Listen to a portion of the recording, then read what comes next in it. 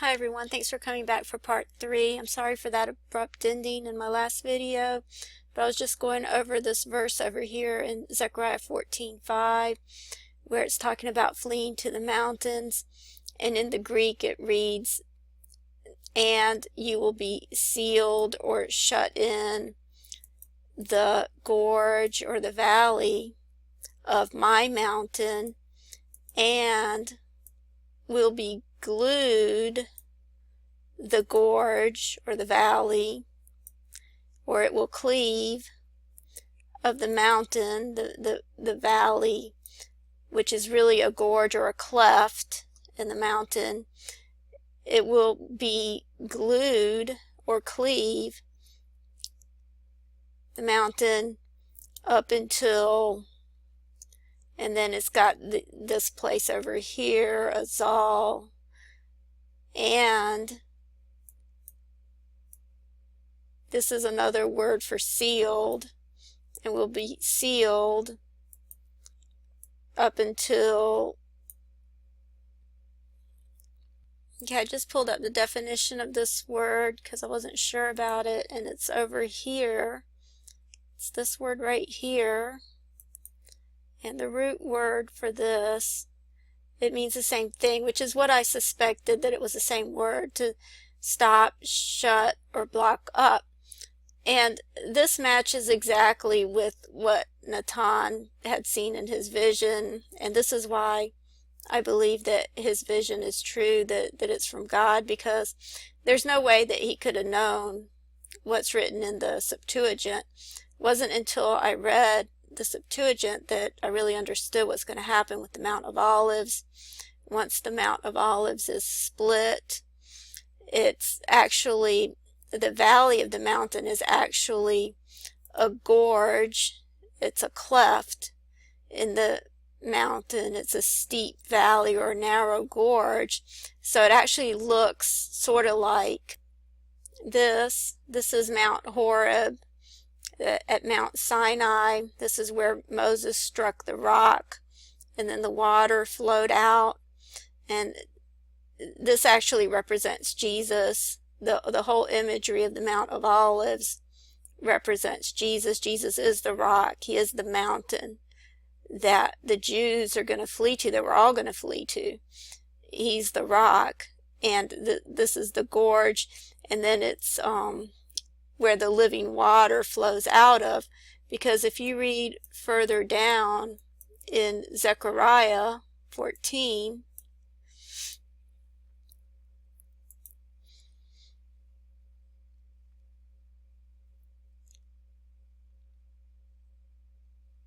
over here in verse 8, it says, "And it shall be in that day that living waters shall go out from Jerusalem, half of them toward the former sea, and half of them toward the hinder sea. In summer and winter shall it be." And this is another clue right here as to a possible timing of this event. But the living waters are going to flow through Jerusalem, and Jerusalem is right across from the Mount of Olives.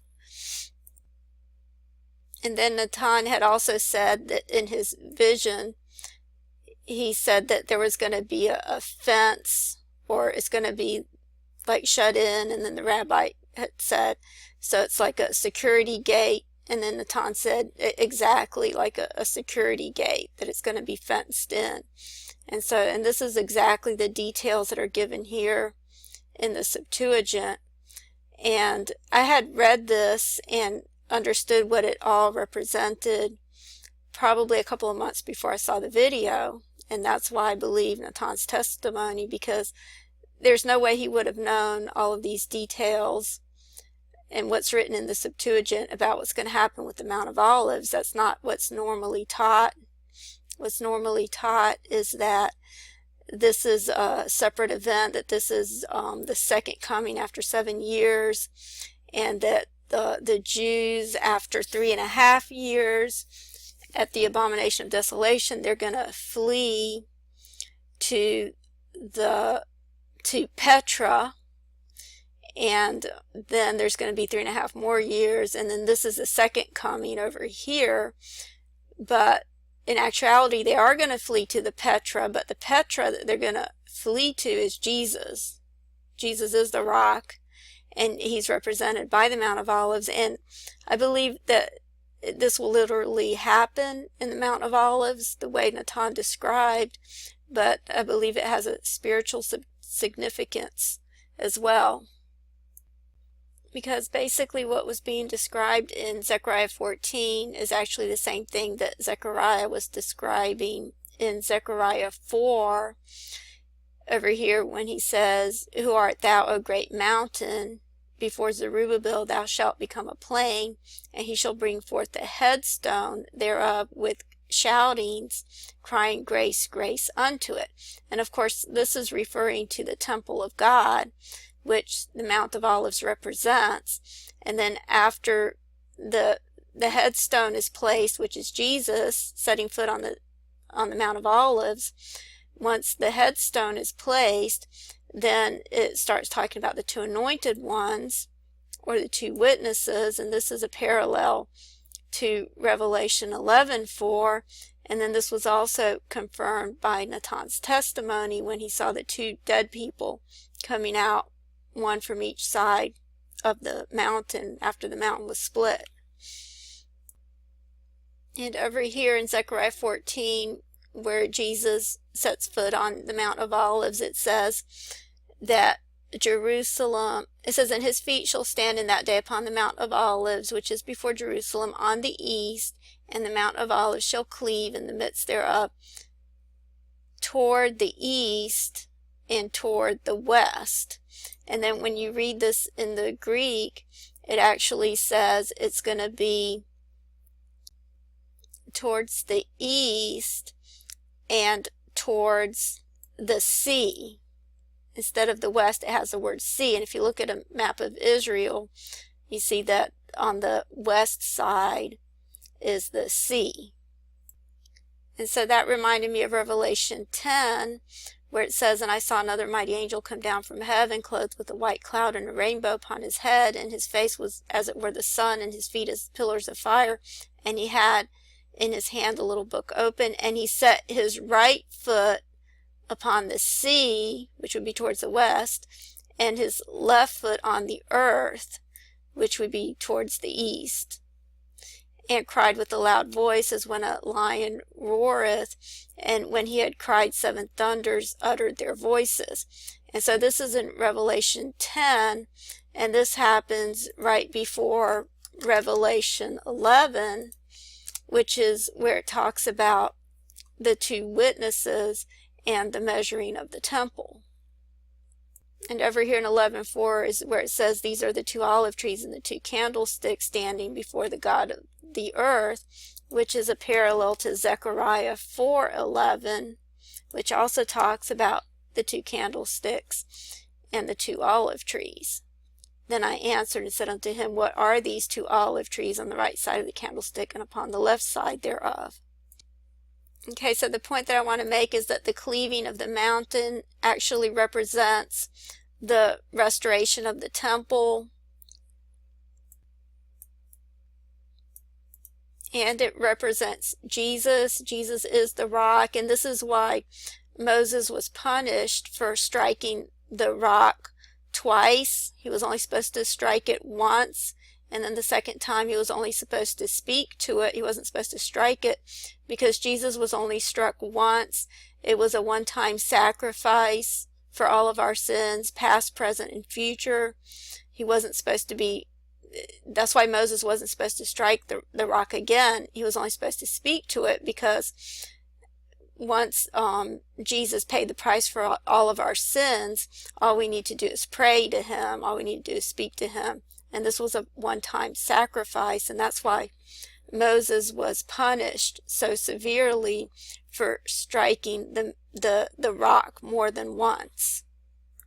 And then, of course, once the mountain cleaves, once it's split in half, then it once again cleaves when it's joined together, because the entire mountain represents the temple of God, but it also represents our bodies, which are the temple of God, and each molecule in our body, the DNA, which needs to be split and then rejoined with the DNA of Christ. So that's why it cleaves, but then it cleaves again. So this is all describing the restoration of the temple, which I believe is also what's being described in 1 Samuel 6. And as you can see, this is in verse 14, which lines up with Zechariah 14, also lines up with Revelation 14, which is the 144,000 which are standing on Mount Zion with Jesus. And so these all parallel each other, but as you can see here, it's talking about the field of Joshua, and Joshua is the name Yeshua. It's Jesus in the Hebrew.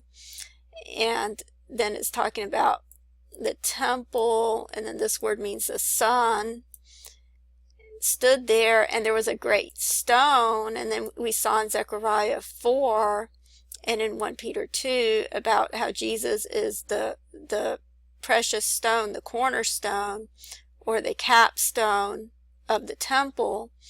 And then it says, and they clave the wood of the cart, and this is the word cleave, which means to split, but it also has the opposite meaning, which means to join.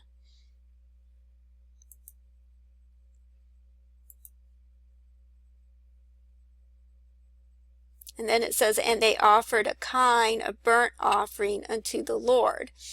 And it's talking about the Ark of the Covenant.